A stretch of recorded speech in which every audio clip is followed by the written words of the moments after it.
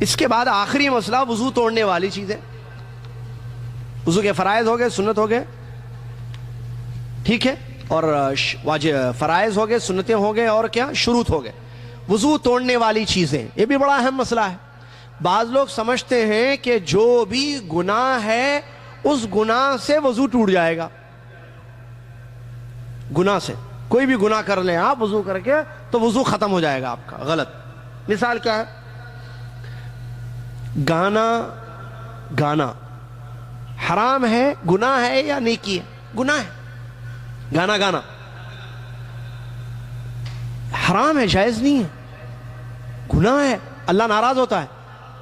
اگر کوئی وضو کر لے اس کے بعد گانا گایا, گنگناتے ہوئے چلا مسجد میں, غلطی ہے بہت بڑی. ارے کیسا آدمی ہے, وضو کے بعد بھی نہیں گانا, وضو سے پہلے بھی گانا نہیں گانا, کبھی بھی نہیں گانا.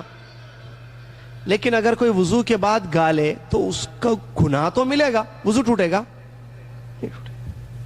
اچھا, گالی دینا حرام ہے اسلام میں. دوسری آخری مثال, ہاں حرام ہے, فسوق. رسول نے فرمایا سباب المسلم فسوق, گالی دینا فسق ہے, برا کام ہے. مومن گالی نہیں دیتا ہے, گناہ ہے. اگر کوئی وضو کر کے گالی دے دے تو تب بھی گناہ ہے اس کو, تب بھی گناہ. اچھا, وضو وہ ٹوٹ جائے گا کیا اس گالی کی وجہ سے؟ نہیں ٹوٹے گا. ارے گناہ بول رہے, ٹوٹتا نہیں بول رہے. ارے ہاں بھائی, گناہ ہے, ٹوٹتا نہیں. ہر گناہ سے نہیں ٹوٹتا وضو. وضو انہی چیزوں سے ٹوٹتا ہے جس کا ذکر پیارے نبی محمد الرسول اللہ صلی اللہ علیہ وسلم نے حدیثوں میں فرمایا ہے. بس دین میرا آپ کا نہیں ہے, دین کس کا ہے؟ اللہ کا. ہمارے لیے اس نے اتارا, جو حلال تھا حلال کیا, جو حرام تھا حرام تھا. وضو توڑنے والی چیزیں جو بتانی تھی اپنے نبی رسول محمد صلی اللہ علیہ وسلم کو اس نے بتا دی, انہی چیزوں سے ٹوٹے گا وضو. بس ٹھیک ہے نا. اور وہ حدیثوں میں موجود ہے جو آپ کی خدمت میں یہاں پیش کیے جا رہے ہیں. 5 قسم کی چیزیں ہیں وہ جن سے وضو انسان کا ٹوٹ جاتا ہے اور باطل ہو جاتا ہے. اس میں پہلی چیز جس سے وضو ٹوٹ جاتا ہے وہ ہے خارج من السبیلین, 2 راستوں سے نکلنے والی چیزیں, یعنی پیشاب اور پاخانہ, اس سے وضو ٹوٹ جاتا ہے.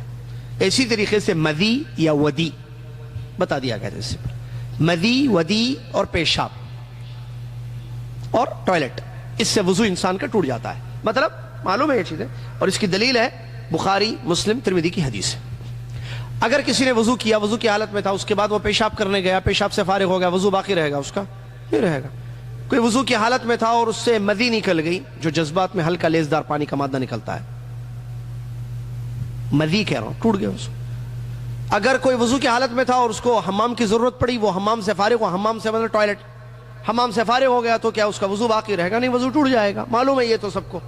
یہ پہلی چیز ہے جو حدیثوں سے ثابت ہے. دوسری چیز ہے نیند, گہری نیند سونا. گہری نیند سونے سے بھی وضو ٹوٹ جاتا ہے. گہری نیند سونے سے اصل میں, اور یہ ابو داؤد کی حسن حدیث اس کی دلیل ہے, نیند اصل میں نیند وضو توڑنے والی چیز نہیں ہے. اس مسئلے کو, ایک پوائنٹ کو, ایک علمی بات کو سنتے چلیں.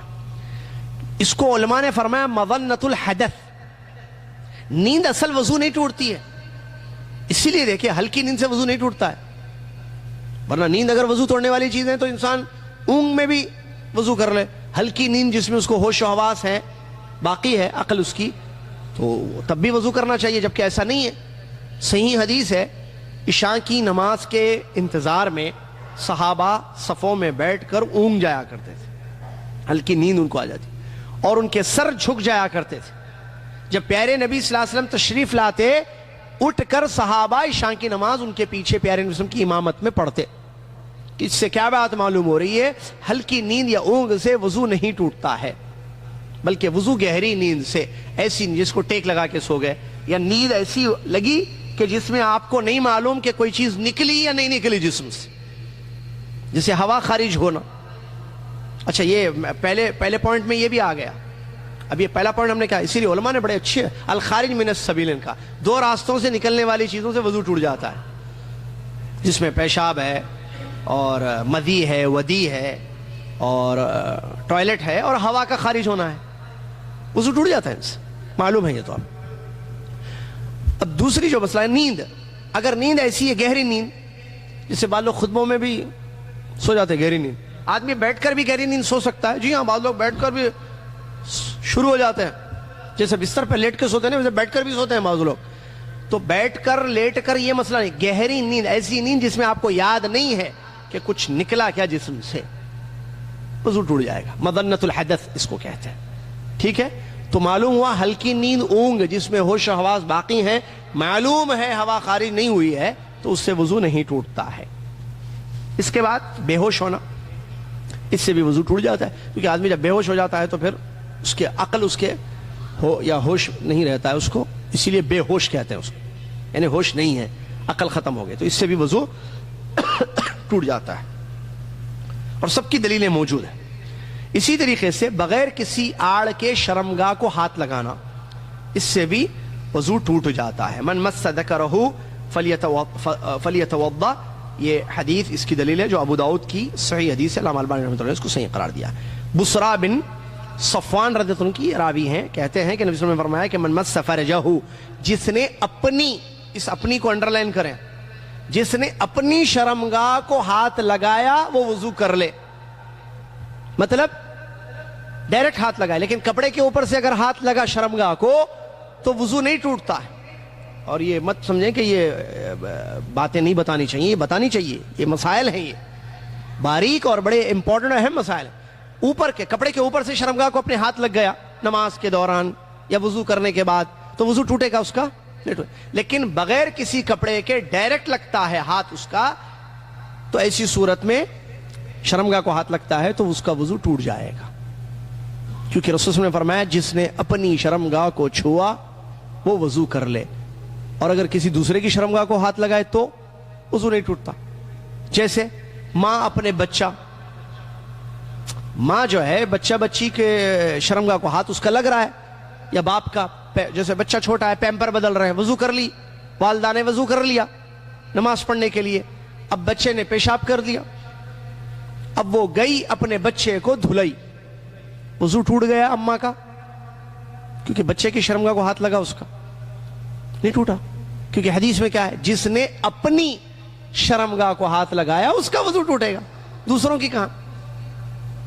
یا والد جو ہے اپنے بچے کے جو ہے کپڑے چینج کر رہا ہے، بچے کے، چھوٹے بچے کے، یا پیمپر چینج کر رہا ہے، وضو کر لیا تھا، مسجد کو جانا تھا، بچے کا کام آ گیا تھوڑا سا، اور یہ بچے کا کام صرف اماں کرنا، ہم صرف پیسہ کمانا نہیں، گھر کے کام بھی کرنا پیارے نبی صلی اللہ علیہ وسلم کی سنت ہے، گھر کے کام میں اپنی بیوی کا ہاتھ بٹانا پیارے نبی صلی اللہ علیہ وسلم کی سنت مبارکہ ہے، جس کی حدیثیں موجود ہیں۔ چلیے کتنی چیزیں ہو گئیں، گنے نہیں گنے، بہرحال چھوڑیے۔ دو راستوں سے چیزیں نکلنا، پیشاب وغیرہ جو بتایا ہم نے، دوسرا گہری نیند سونا، بے ہوش ہو جانا، اور بغیر کسی آڑ کے شرمگاہ کو ڈائریکٹ ہاتھ لگانا۔ آخری چیز جس سے وضو ٹوٹ جاتا ہے وہ ہے اونٹ کا گوشت کھانا۔ اونٹ کا گوشت کھانے سے بھی وضو ٹوٹ جاتا ہے۔ کیوں ہم کہہ رہے ہیں اونٹ کا گوشت؟ اور میں نے جیسے بتایا ہر پوائنٹ پر حدیث، صحیح حدیثیں موجود ہیں، تو اونٹ کا گوشت کھانے سے بھی وضو ٹوٹ جاتا ہے۔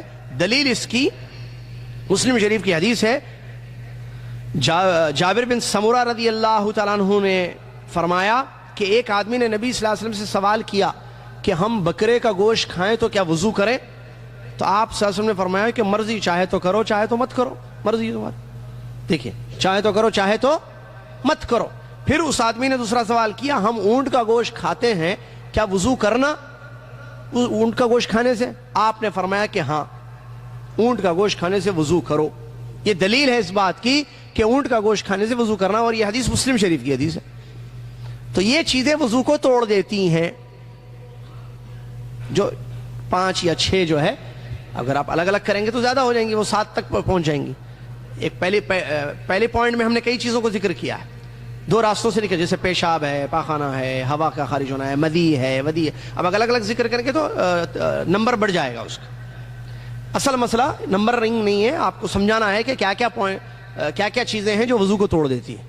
ان کے علاوہ کسی چیز سے وضو نہیں ٹوٹتا ہے۔ ہاں جس سے غسل واجب ہو جاتا ہے تو وضو بھی ختم ہو تو معلوم ہی ہے.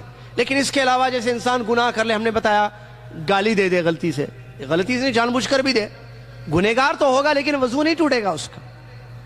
یا چلتے چلتے جو ہے نظر پڑ گئی حرام چیز پر, وضو نہیں ٹوٹے گا. یا سور کا نام لے لیا, بعض لوگ بولتے ہیں سور کا نام لینے سے وضو ٹوٹ جاتا ہے, کیونکہ سور بولنا بھائی یہ دماغ سے نہیں ہے وضو کا تعلق, کہ ہم کو جو برا لگ رہا ہے. بھائی کیسے لوگ سمجھتے ہیں کہ گالی دینے سے وضو ٹوٹتا, کہاں سے آئی بات, یہ معلوم ہے آپ کو؟ گالی دینے سے, گانا گانے سے, یا سور بولنے سے وضو ٹوٹ جاتا ہے. سوچے لوگ منہ سے کلی کیے, اب یہ منہ سے گندی بات کر رہے ہیں تو منہ گندا ہو گیا نا, ایسے سوچے